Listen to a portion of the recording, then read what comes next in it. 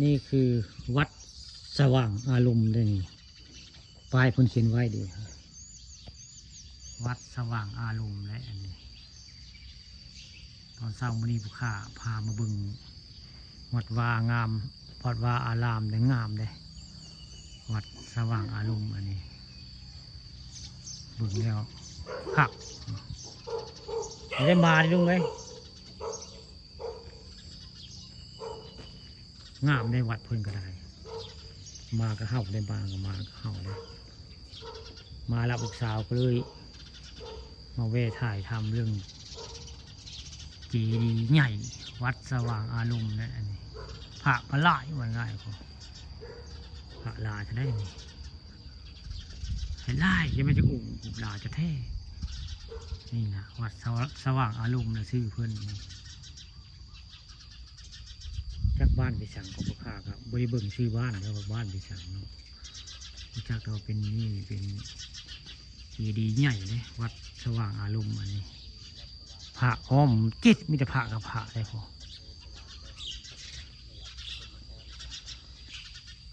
วัดอันนี้เจดีย์ใหญ่ได้นัวใหญ่สูสี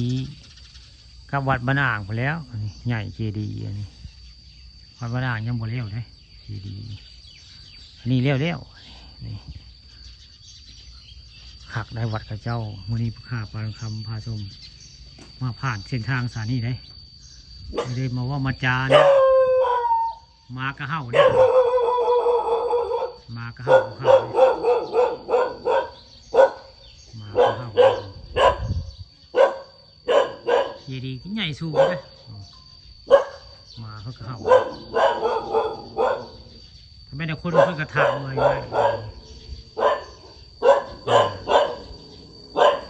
มาเข้ามาเลยนี่แหละวัดเจ้าวันนี้ผู้ข้าผ่านข้ามผสมเอาเรื่องจริงผ่านจอมาให้เบิ่งเนาะมาในบุกเข้ามาก็เข้าเรียบร้อยพระเจ้ากับปั้นครับปั้นคือเลยพระหลายเลยวัดอันนี้มีแต่พระกับพระนะอ้อมมันกระตัวนเจดีย์นี่เอาลุได้ดีมานี่เพื่อกระทักทายผู้ข้าเลยทักทายเลยมาเนี่ยเพื่อถามเลยนี่แหละวัดสว่างอารมณ์ล่ะชื่อเพื่อนนะชื่อวัดเจดีย์นี่เขาใหญ่แต่เจดีย์กับผู้เทินทางเทิงบึกคือมีลูกแก้วนะลูกแก้วบักใหญ่ทางเทิงก็มีลูกแก้วนะทางเทิง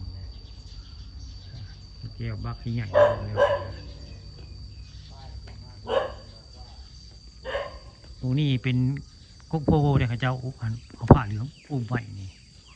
ข้าเจ้าต้นลำตัดลำมาเลยข้าเจ้าตัดลำมาเลยเอาผ้าเหลืองห่มไว้นี่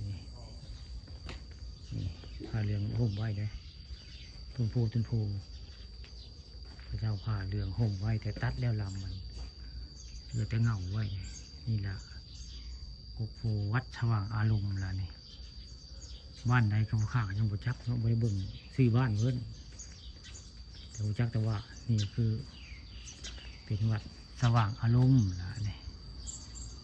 ข้าเอาเรื่องจริงผ่านจอมาให้เบิ่งเนาะวัดอารามเพิ่นได้คุณก็เป็นโอ้ได้หัวละคังหัวโค้งหัวกรุงเทพเลยกรุงเทพก็มีเจ้าผมนี่ล่ะ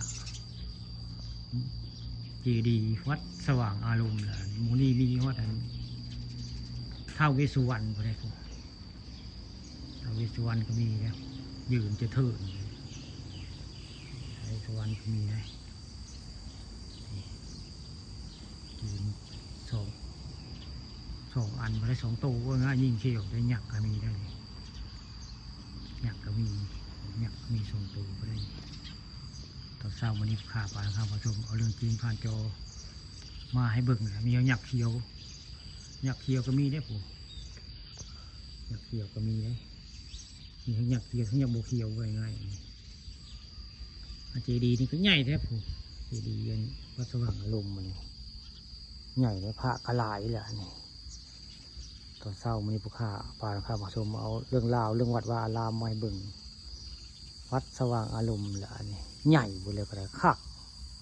ยักษ์ก็มี